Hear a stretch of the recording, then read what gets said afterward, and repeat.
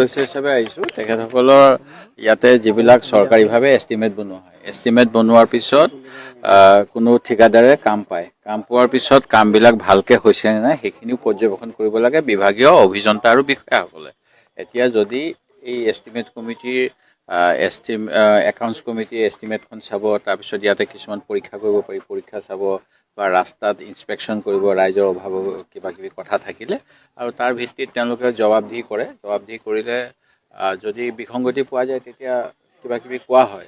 সেই গতিকে কমিটিখন গুৰুত্বপূৰ্ণ। কমিটিখনে বিভাগক জবাবদিহি কৰিব পাৰে যে যিমতে আপোনালোকে কামটো কৰিম বুলি কৈছিলে, ৰাইজক যেনেধৰণে পুঁজি ব্যয় কৰিম বুলি কৈছিলে সেইখিনি হৈছে নে নাই। সেই গতিকে এই কামখিনি গুৰুত্বপূৰ্ণ কাম, কিন্তু ইয়াৰ এটা পৰামৰ্শ দিব পাৰে চৰকাৰক যে এইটো কাম বেয়া হৈছে, আপোনালোকে ভালকৈ কৰক, ইঞ্জিনিয়াৰক ক'ব পাৰে। সেই গতিকে এটা সকিয়নি দিয়াৰ ব্যৱস্থা আছে।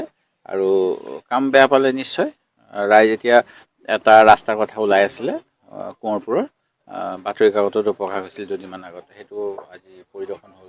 ঠিক তেনেকৈ ডিব্ৰুগড় জিলাত আয়ুষ হস্পিটেল এখন হোৱাৰ কথা আছে। আয়ুষ হস্পিটেলৰ ওচৰতে অবৈধ বালি খনন হৈ আছে বুলি কৈছিল, যোৱাকালি সেইটোও চোৱা।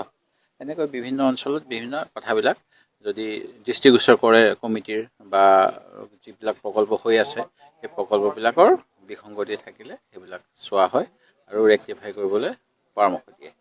অবৈধ যিটো বালি খনন একেবাৰে জ্ঞাত কথা, মই যোৱা সময়ছোৱাত 2019 চনৰ পৰা দি আছোঁ আৰু এই উপায়ুক্তসকলে দায়হৰা মন্তব্য দিয়ে। আজি অলপমান সেই কথাটো ওলাব। যোৱাকালি তাত দুখন ফকলেণ্ড আছিলে, আজি সেই ফকলেণ্ড দুখন এই কমিটি আহিব বুলি নাই। আজি তাত একেবাৰে মানে নীৰৱতা।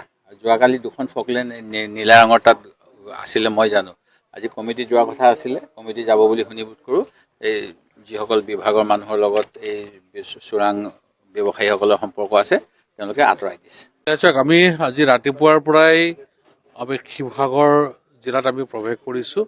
আমাৰ পাব্লিক একাউণ্টছ কমিটিৰ প্ৰায় 8গৰাকী বিধায়ক, আমাৰ অফিচাৰক লৈ আমি 15জনীয়া দল এটা আমি তদাৰক কৰি আছোঁ। আমি চব আঁচনি এতিয়ালৈকে চাই শেষ কৰিব পৰা নাই, আমি চাই আছোঁ। গতিকে আমি সন্ধিয়ালৈকে চাম। চোৱাৰ পিছত আমাৰ জিলা পৰ্যায়ৰ সকলো মুৰব্বী বিষয়াসকলক লৈ আমি ৰিভিউ কৰিম আৰু সেই ৰিভিউতহে আমাৰ কথাবিলাক ওলাই পৰিব। আমি যিখিনি পাই আছোঁ সেইমতে প্লেন এণ্ড এষ্টিমেট মতে মিলে নে নাই, খৰচবিলাক ভালকৈ কৰিছে নে নাই, কিবা বিসংগতি আছে নেকি, সভাত আমি সেইখিনি উলিয়াব পাৰিম। আৰু যদি ক'ৰবাত কিবা বিসংগতি হয় তাৰ প্ৰতিকাৰৰ কাৰণে আমি ব্যৱস্থা ল'ম। অৱগত হৈছোঁ আৰু অৱগত হৈ আমি ইয়াত উপস্থিত হৈছোঁহে। আমাৰ টেষ্টিং আৰম্ভ হৈছে, এতিয়া আমাৰ টেষ্টিং চলি আছে। আমি গোটেইখিনি চাম, চোৱাৰ পিছতহে আমি ক'ব পৰা যাব। গতিকে আপোনালোকে নিশ্চিত থাকক, আমাৰ যিটো প্লেন এষ্টিমেট আছে সেইমতে যদি কাম হোৱা নাই তেতিয়াহ'লে ইয়াৰ একশ্যন হ'ব। মই আগতে কৈছোঁ যে আমি এইমাত্ৰ আহি পাইছোঁ। ইয়াত PWD বিল্ডিঙৰ এক্সিকিউটিভ ইঞ্জিনিয়াৰ বিষয়াসকল আছে। আমি তেওঁলোকৰ লগত কথা পাতিম, ইয়াৰ লেভেলটো কি আছে, তেওঁলোকে কিমান এষ্টিমেটত ধৰিছে।